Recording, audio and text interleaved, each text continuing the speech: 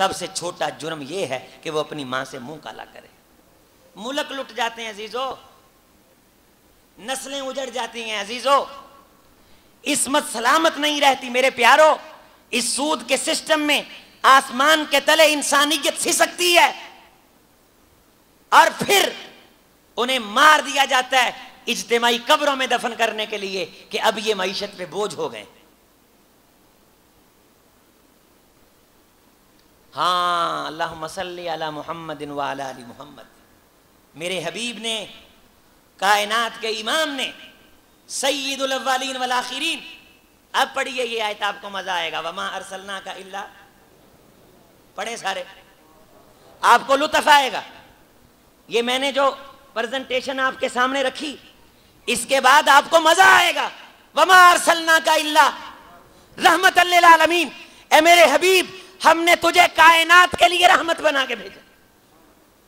अब अंदाजा लगाइए कि मेरे मोहम्मद की पॉलिसी रहमत है सल्लल्लाहु अलैहि वसल्लम, और जब तुम उस पॉलिसी का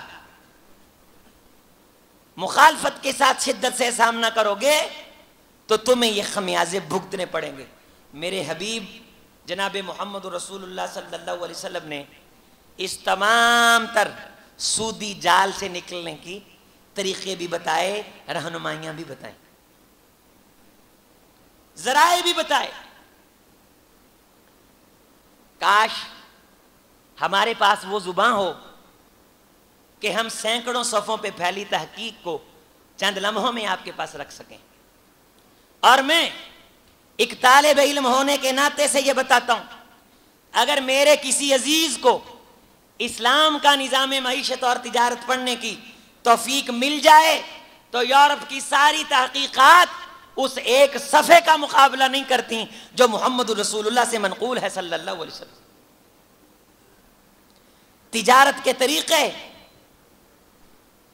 मुआशी तौर पे इस्तेहकाम, अदम इस्तेहकाम से बचने के जराए इतनी लंबी लंबी डिटेल हैं, पूरी पूरी तसनीफात हैं, गोया के एक पूरा जखीरा मौजूद है मोहम्मद रसूलुल्लाह सल्लल्लाहु अलैहि वसल्लम की रोशन तालीमात का, जो दुनिया को कारे जहां बीनी चलाने पे रहनुमाई फराहम करता है। एक जुर्म जो रसूलुल्लाह सल्लल्लाहु अलैहि वसल्लम ने इस हदीस के अंदर फरमाया, 3 मैंने पीछे बयान किए और चौथा आज ये, लम यनकुज़ु अहदल्लाहि व अहद रसूली।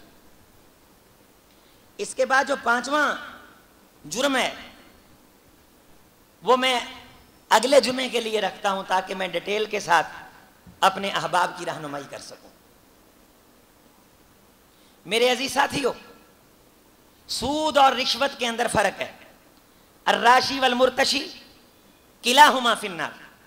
2 चीजें मुल्क की मईशत का बेड़ा गर्क करती हैं। हदीस सुनिए, बात को मुकम्मल करूं।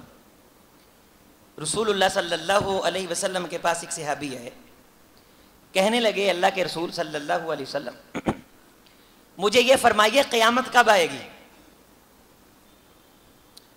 आप सल्लल्लाहु अलैहि वसल्लम ने फरमाया कि क़यामत, उसके आने का वक्त अल्लाह को मालूम है, लेकिन उसकी कुछ निशानियां हैं।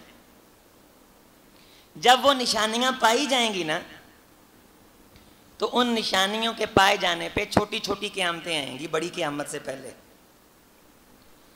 अगर तो लोग उन निशानियों से, उन जुर्मों से तौबा कर लेंगे, उस क़यामत को अल्लाह उठा के जीने का मौका दे देगा।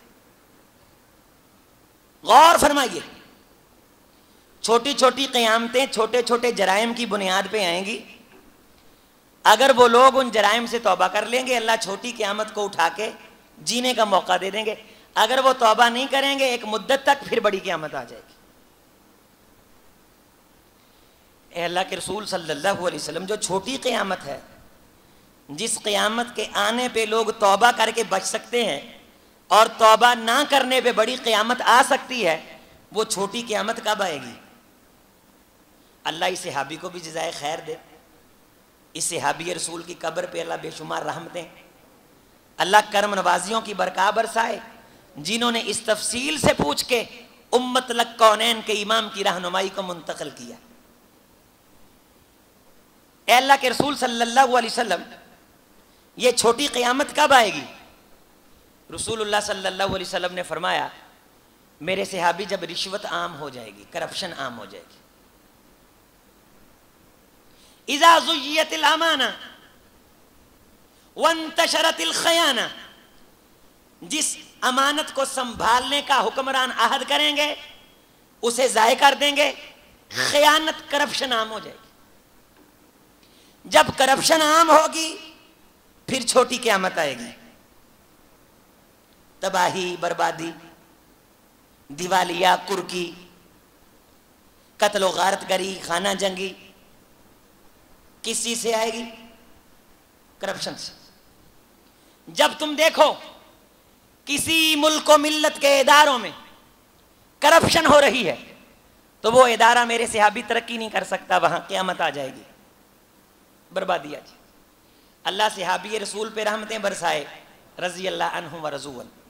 कहने लगे, अल्लाह के रसूल सल्लल्लाहु अलैहि वसल्लम, मैं किस तरह अंदाजा लगा सकता हूं कि यहां करप्शन हो रही है?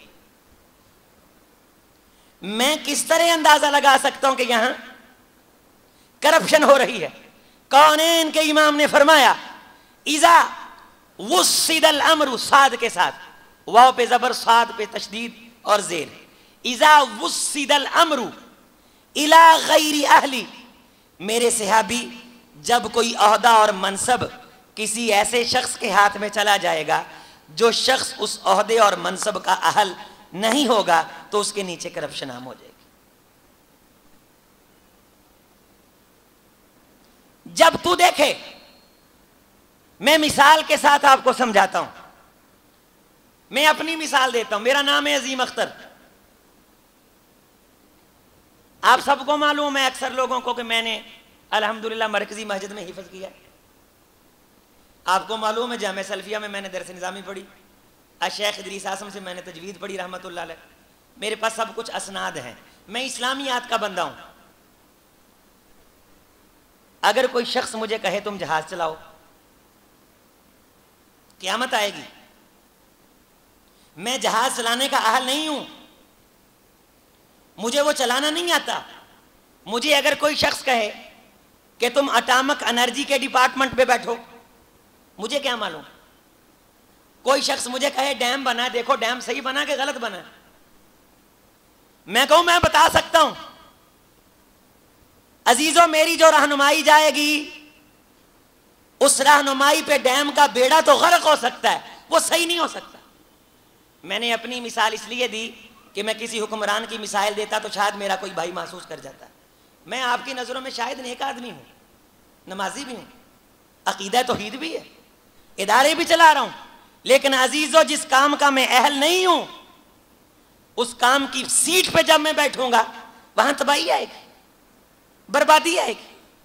ना अहल लोग जब ओहदों पे बैठेंगे, अगरचे रिश्वत खत्म होने का बयानियां लेके आए, लेकिन मेरे मोहम्मद सल्लल्लाहु अलैहि वसल्लम ने फरमाया था, अगर तुम गौर करोगे तो तुम्हें बहुत ज्यादा करप्शन नजर आएगी। रिश्वत और करप्शन ये मुतबादल लफ्ज के तौर पे इस्तेमाल किए जाते हैं। जब ये आएगी मुल्क कुर्की हो जाएंगे।